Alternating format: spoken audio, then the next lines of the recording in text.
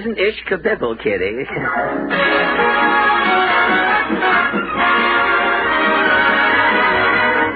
The makers of Bluebonnet Margarine and Tenderleaf Tea present The Fred Allen Show, with Fred's guest, Miss Beatrice Lillie, Portland Hopper, Minerva Pius as Mrs. Nussbaum, Alan Reed as Falstaff Openshaw, the Tenderleaf Workshop Players, the DeMarco Sisters, and Al Goodman and his orchestra. And in a few minutes, I will be Senator Claghorn. But right now, my name is Kenny Delmar.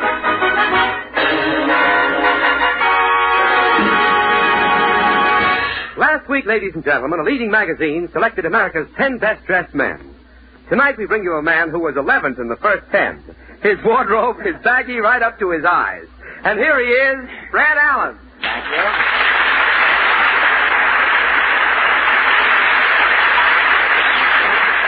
Thank you, and good evening, ladies and gentlemen. And Kenny, today with the clothing shortage, you know, a man doesn't worry about being well-dressed. He just worried about being dressed. Yes, Fred. Now, wait a minute. Something might have developed. Don't start off that way with 30 minutes to go.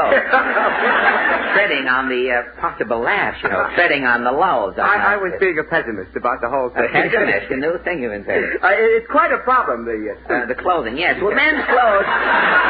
tying us back into the subject so cleverly. Men's clothes are so scarce, Kenny. In this month's Esquire, the Varga girls have more on than the men. I'd like to be Mahatma Gandhi until this clothing shortage blows over, Kenny. You know, after dinner, Gandhi lowers his napkin a little, and he's dressed for the street. You say that there are no... Thank you, Mother. That's my line. It's really Mrs. Burl. I'm giving her a job till Milton gets going. Well, Fred, to get back to the suits, you say there are no suits in the city, Fred? No, so Kenny, this morning I saw a little moth flying back and forth in front of a Crawford clothing store. The moth was singing Memories. And if you don't think that a moth can... Well, Portland, gee whiz. Is that little package you have there a present for me? No, it's some iodine for Mama. Iodine? Mama was walking by a pawn shop. The sign fell down and hit her. A pawn shop sign hit your mother? Mama has 3 big lumps on her head. We get a nice class of people. They don't know what pawn shops are. On the Benny program, that would have been sensational. But tell me, with all of those lumps, how does your mother know which lump is her head? Oh, Mama holds up a piece of meat. Uh-huh. The lump that snaps at it is her head. The lump... Oh, there's always more trouble at your house. Yes. Last night, Mama's big rubber plant grew up the wall and erased 2 etchings. Erased 2 etchings? Well, what else is new? They sent another message to the moon this week. Oh, I read that. What happened? An answer came back for the Treasury Department. Well, what did the moon say to the Treasury Department? I'm down to my last quarter, too. Some old radio writers up there on the moon. They'll catch him yet. Well, I haven't heard from the moon, but this week I did get a message from the sun. Oh, what did the sun say? If I don't pay last month's subscription, they're going to stop sending the paper. Did you read that Bing Crosby's going back on his radio program? Yes, his sponsor must be very happy. Oh, he is. His sponsor said, if I have to have a singer, it might as well be Bing. Might as well be Bing. And speaking of Bing and his program, reminds me, we better cheese it along down to Allen's Alley. Have you a question? Oh, you bet, it says here. Last week, public health authorities warned the nation that this month is the month to beware of catching cold. And so our question tonight is, are you taking precautions? And if you are, what is your favorite remedy for curing a cold? Shall we go? As the centipede said when he got the chill, I think I'll shake a leg.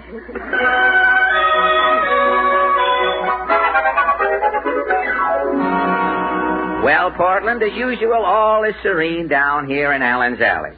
The senator's home, there's a letter in his mailbox from Mr. F.E. Boone of Lexington, Kentucky. I'll knock and see what happens. Somebody knock. Yes, I know. Claghorn's the name, Senator Claghorn. I know you're from the South. When I'm in New York, I'll never go to the Yankee Stadium. Now, wait a minute. I won't even go go to see the Giants unless the Southpaw's pitching. Well, look, I refuse to watch the Dodgers unless Dixie Walker's playing. now, wait a minute. Stop interrupting. Where's your manners? Manners, I have more... Try listening. You might learn something. Listen, all I'll ever learn... Your tongue's wagging like a blind dog's tail in a meat market. You're winded, hey? Just sucking in some air, son. Well, leave a little. I'm breathing, too, you know. Tell me, Senator, what is Washington doing about cold prevention? The Senate reconvened just in time. Yeah? Hold on now. Your hand dripping, Senator. I was glad to see Senator Aikenback. Aikenback, that's a joke. I know it's a joke. That was a Swanee side split. I wouldn't say it's That was a Shreveport shrieker. Listen, you don't know what it is. I keep tossing them and you just sidestep them. Well, look. Now, wait. Say, you're a regular sack. Sack, that is. Now, you wait. Tell me, cool off. Now, just a second. Do you have a favorite cure for a cold? I caught a cold last week. Yeah? Like to ruin my filibuster. Ruin your filibuster? What did you do? I took an old Southern remedy, son. I drank down 2 buckets of hot mint juleps. Gosh. I kept right on filibustering. You drank 2 buckets of hot mint juleps and you still held the floor? Held the floor, son, I couldn't get up off it.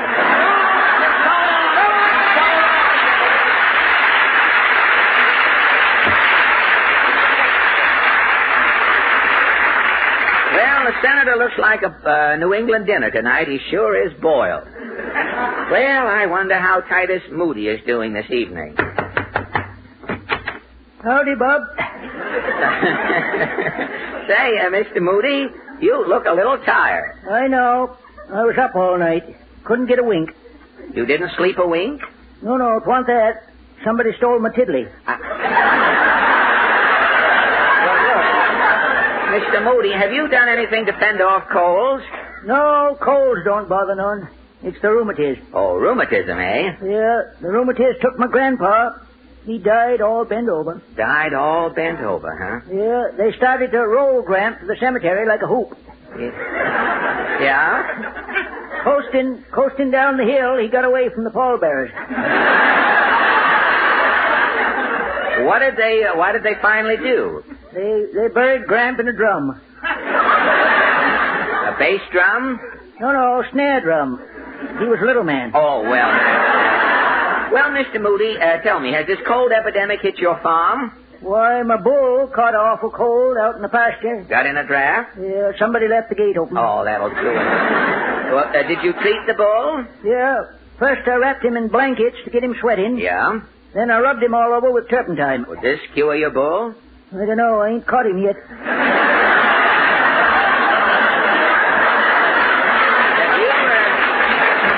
Have you been a victim yourself? No, but my wife had a nasty cold. Did you call the doctor? Yeah. Gall down quack, give her sulfur and molasses.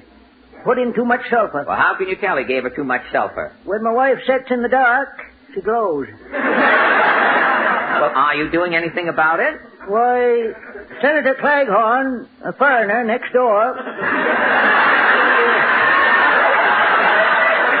he sent me over a bucket of hot mint julep. For your wife? No, for me. Tonight I'm getting lit up to keep her company. So long, Doc. Looks as though Titus is going to get lit up on his weekend. Well, let's see what a knock here will start. No. Ah, Mrs. Nussbaum. You're expecting maybe two la-lula banquet? No. Tell me, Mrs. N, have you had any colds in your house? My husband Pierre is sick. Oh, really? They are maybe sending him to a clinic. The Meyer brothers. Oh, the Meyer brothers. Well, didn't Pierre try any cold remedies? Every day is a new remedy. First he is bringing home fruit to drinking fruit juices. What kind? Oranges, grapefruits, tambourines. All of the citrus fruit. If you could squeeze it, Pierre's got it. Well, how long did he drink the fruit juices? 1 day. Mm-hmm. Then Pierre is opening up the window and throwing out the fruit. Oh, he had another remedy? Vitamins from vegetables. Oh, good. He's bringing home carrots, stringalabeams, and rutabagas. How long did he try vitamins? 1 day. 1 day again. Pierre is opening up the window and throwing out the vegetables. He had yet another remedy? Sunshine. Oh. He is bringing home a sun lamp, a tube unguentine, also smoked glasses. Well, how long did he try sunshine? 1 day. 1 day again. Pierre is opening up the window and throwing out the sun lamp, the tube unguentine, also the smoked glasses. He had another cure? Absolute rest. Oh. He's staying in bed. Uh-huh. I am bringing meals. I'm bringing pills. I'm bringing hot water bottles. Well, how long did this last? 1 day. And then? I am opening up the window and throwing out Pierre.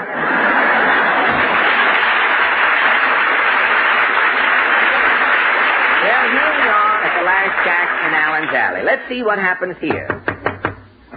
Roses are red, jonquils are yellow, Falstaff is here, and the stuff is mellow. Falstaff, you have been sweating out new cantos? Oh, indubitably. Have you heard, said Mr. Fairless to Mr. Murray, I'll open my steel mills, what's your hurry? No. Or, this week in Brazil, Mayor LaGuardia's a hero. He's no longer the hat. He is now the sombrero. No. How about, stop breathing on the percolator, Mother? You're too old to be blowing your top. Now, wait. Tonight we're simply discussing the common cold and its prevention. Precisely why I am here. Yes? I have rolled a rondo. What is your cold poem called? Attention, you men of science. How does it go? Attention, you men of science. Stop advancing civilization and turn your efforts to solving an enigma that baffles the nation. Oh, I know you've harnessed the atom.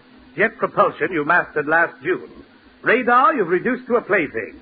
And now you're in touch with the moon. But one small microbe defies you. And science is 10,000 years old. You haven't subdued coryza, the germ of the common cold. So attention, you men of science. Until this germ you confront right, half of this country will be sneezing, and the other half saying Gesundheit. Now that Falstaff has received his cold reception, we turn to some hot music. Our 5 DeMarco sisters, abetted by Maestro Al Goodman and a sizzling symphony, sing, Did You Ever Get That Feeling in the Moonlight?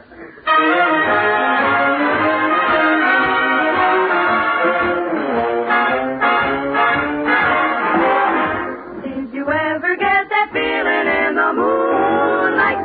That wonderful feeling that you want to be kissed. You're strolling in the park, the stars so bright above. You love somebody, but there's nobody there to love. Did you ever get that longing on a June night? That wonderful longing you can never resist. Did you ever get that feeling in the moonlight? That feeling that says you want to be kissed. Did you ever get that feeling in the moonlight? That feeling that you want to be kissed. You're strolling in the park, the stars so bright above. Oh, you love to love somebody, but there's nobody there to love. Did you ever get that longing on a June night? That longing you can never resist. Did you ever get that feeling in the moonlight? That feeling that says you want to be kissed. That feeling that says you want to be kiss, kiss, kiss, kiss, kiss.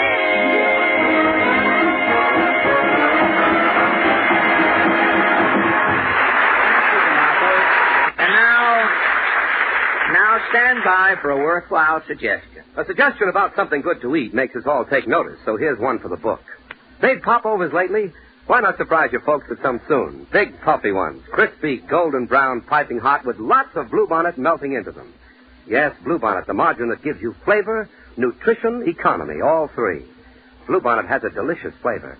Fresh, delicate, country sweet. And it keeps its delicate, delightful flavor even when half melted on piping hot food. Bluebonnet margarine is packed with nutrition, too. Rich in food energy, rich in vitamin A. As for economy, Bluebonnet saves you real money. It costs so little you can spread it on twice as thick. And boy, you want to. And don't forget, Bluebonnet margarine is a product of the makers of Fleischmann's yeast. That fact alone tells you it must be good. Ask your grocer for Bluebonnet tomorrow. Remember the letters FNE for flavor, nutrition, economy. Bluebonnet margarine gives all three: flavor, nutrition, economy. That was Dr. Lawyer Indian Chief, a midget version, played by Al Goodman and his Grand Concourse Grenadiers. Yes, yes, Portland? Who is your guest tonight? Well, I haven't any guests. Oh, I thought you had Evelyn and her magic violin. Well, I thought I did, too, but Evelyn broke a string on the magic violin, and Spitalny couldn't get his hands on a cat in time, so the whole thing fell through. Well, I read in Earl Wilson's column that Beatrice Lillie just arrived in New York from London. Say, Bea Lillie, she's the famous musical comedy star. You mean the British Castelli? Now, Portland, please. Do not jeopardize our friendly relations with England. Bea Lillie, you know, she would make a swell guest for tonight. I think I'll run over to Miss Lillie's hotel.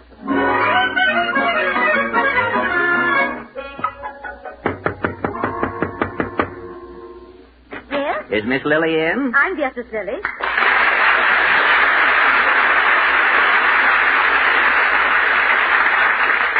Miss Lillie? Oh, you may call me Bee. Bee? As in a hive. That's a joke, son. I know. Oh, that was a Liverpool Lulu. Now, please, Miss Lillie, my name is Fred Allen. Now, that's what I like about you American men. You're so impulsive. We've barely met and you've told me your name. Well, in England, you do things differently. When a gentleman meets a lady in England, the lady extends her hand, the gentleman kisses it. If you will extend your hand. With the meat shortage? Not likely. Well, Miss Lillie, I'll come right to the point. I am in radio. Radio? Oh, you mean the wireless. Oh, that's right. In England, you do call radio the wireless. Yes, yesterday I asked the man to direct me to Wireless City. You meant... You meant Radio City. Well, this gentleman told me that at the moment all of New York was wireless. So he handed me a sign and we had a ripping time marching up and down all day. Well, Miss Lillie, you may not know it, but you were picketing Western Union. Tell me, what is radio like in London? I hear it's a bit of the old drab. The old drab? On the contrary. British radio is a frolic from sun-up to bedtime. A frolic?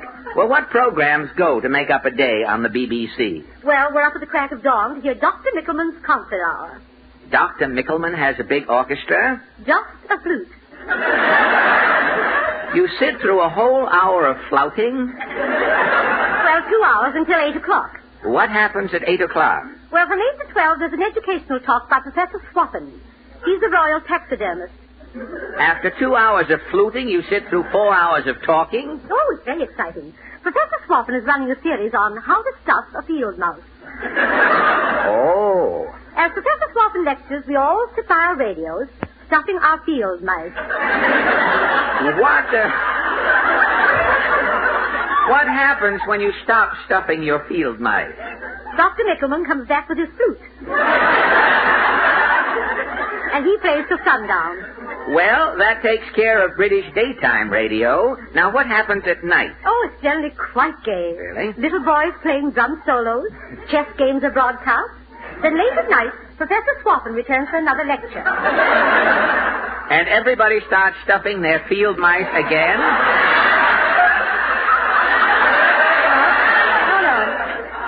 Professor Swabin's night lecture is called How to Stuff an Owl. Oh, phenomenal. This fills in the rest of the evening. Yes.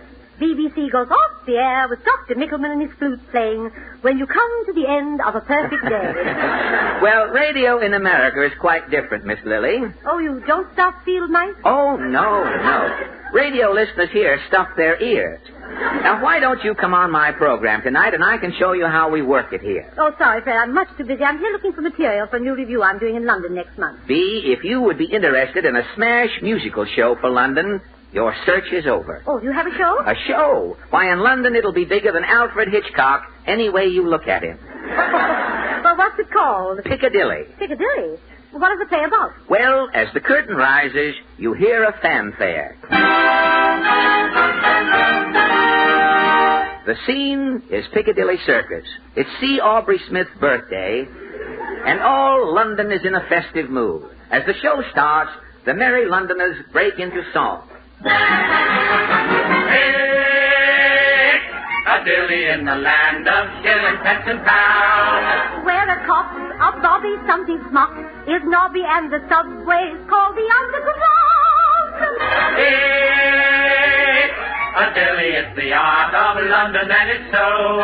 Britannia rules each wave, every man is brave, and the only coward there is Noel. It's the Isle of the fat and free suit, the land that gave Winston the boot. And when we say... Music, Now, please. stop the singing, really. B, is something wrong? Sir, this music's from Oklahoma. Now, look, B, Well, look here, you can't steal the whole score from Oscar Hammerstein and Dick Rogers. the Oscar Hammerstein and Richard Rogers have 5 hit shows all going now. All day long, they do nothing but count money. They never look up. How will they know that one of their little shows is missing? I can't star in a black market play. Well, look, the rest of the show is entirely different, B. Now, listen to this next scene. But what is it? But you are Daisy. You're a treacle girl in a pudding shop. A treacle girl? If a customer comes in, an old pudding fiend, and orders pudding and wants a little treacle on it... I rush off with my treacle cruet and paw. Yes. You're a young, innocent girl. I see. I'm good, but I'm sticky. Right. Now, as this next scene opens, you are waiting for your bus. It's a typical London spring morning. As a tribute to a spring day in London, you sing... There are days that I feel I should chuck it when the rain's coming down by the bucket. It's a nice day for ships. The sky drips and drips. I'm here in a puddle, clear up to my hips. Oh, what an inclement morning. Oh, what a typical day. The streets full of blossom and jetsam, and everything's coming my way. Oh, what a drizzly morning. Oh, what a ghastly day. I have a miserable feeling that this is the way it will stay. Oh, what a frightfully lousy day.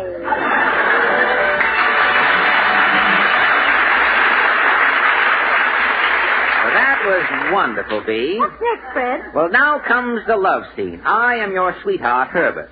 We have a clandestine rendezvous at Kensington Gardens. We're sitting on a park bench, and you speak. Herbert, anxious heavenly. Daisy, I've got a question to pop. Oh, Herbert. But Daisy... You touched my hand. But I had me mitten on. Yes, but our reputations, Herbert. People will talk. But Daisy... Remember the rules of English courtship, Herbert? Certain don'ts we must observe. Certain don'ts? Don't bone my chipper for me. Don't slap my bicycle clip. Don't put salt on my fish and chips. People will say we're enamored. Don't tug my tea bag string. Don't filch my crumpet crumbs. Don't sniff my chrysanthemums.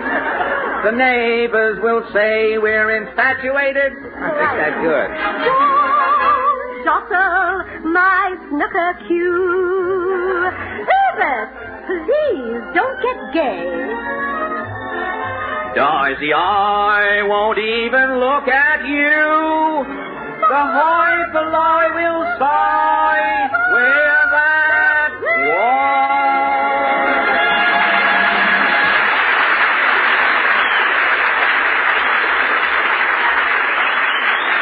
Say, if I rehearse a little more, this play will be a sensation in London, B. Now, the next scene is the big climax. Tell me, what happened? Well, your father refuses to let us marry. As the scene opens, you are pleading. You say... Have an art paper? Herbert wants to take me to America. America? My little Daisy live among those savages. The Chippewas, the Algonquins, the Brooklyn Dodgers. But I have a job waiting for me, sir. Work in Canada. Herbert's renting a North. He's going with the Northwest Mounties. But Canada, Daisy, it's too blasted cold. The temperature goes down to 10 beneath the cipher. Freezing weather won't bother me none, sir. You say you don't mind the cold? Why don't you? I shall tell you why I don't, sir. For the cold I don't give a newt, 'cause I'm wearing my new union suit. Yes, I'm wearing my new union suit with the hinge on the back. With my hinge quite a figure I'm a-cuttin'. Down the Strand you can all see me struttin'. Fits me close and keeps me comfy, and there is no slack. The cloth pure wool and the buttons are brown. The seams sure hold it together. The arms roll up and the legs roll down in case there's a change in the weather. To Lend-Lease I give all the credit. They sent me a suit and I shall never, never forget it. In such a suit there is nothing that any bloke can ever lack. It's me, itchy little suit with the hinge on the back. Well, there you are, Bea. As soon as your father finds out I have a union suit, the wedding day is set. In the big finale, we are on the Queen Elizabeth about to sail for Canada. As the boat pulls out, we hear the merry villagers singing. You can get there by omnibus or tram. Where we live off ticket. We just play cricket. Where the AEF left all its lamb. That's the Peters land, ale and Noddy. The land of the new Labour Party. And now we say, Giddy-o! We make the same. Where was the youth of Piccadilly? Piccadilly. P-I-C-A-D-I and a white Piccadilly.